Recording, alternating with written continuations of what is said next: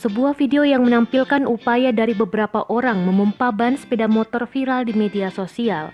Video tersebut dibagikan oleh akun Facebook Budi di grup Facebook Bekakas atau Bergejil Suka Motor Bekas pada Minggu 18 April 2021.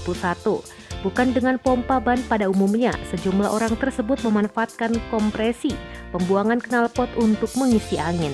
Dalam video terlihat ada 4 orang pria, 1 orang menggeber gas kendaraan, 1 orang menyambungkan selang ke knalpot, dan 2 orang lainnya memegangi selang yang dihubungkan ke lubang pentil ban. Upaya keempat pria itu tampaknya berbuah manis. Ban sepeda motor yang semula kempis, sesaat setelah itu kembali bertekanan. Lantas apakah kompresi pembuangan yang ada di knalpot tersebut bisa untuk memompa ban? Mencari tahu seperti apa penjelasan lebih lanjut, Kompas.com menghubungi dosen teknik mesin Universitas Gadjah Mada atau UGM Yogyakarta, Dr. Jayan Sentanuhubdi. Jayan menjelaskan menambah tekanan ban melalui kompresi pembuangan knalpot memang bisa. Akan tetapi pihaknya tidak menyarankan hal tersebut karena dapat menimbulkan bahaya. Bukan hanya berdampak pada ban, menurutnya mengisi tekanan ban lewat kompresi pembuangan juga dapat membebani dan merusak mesin.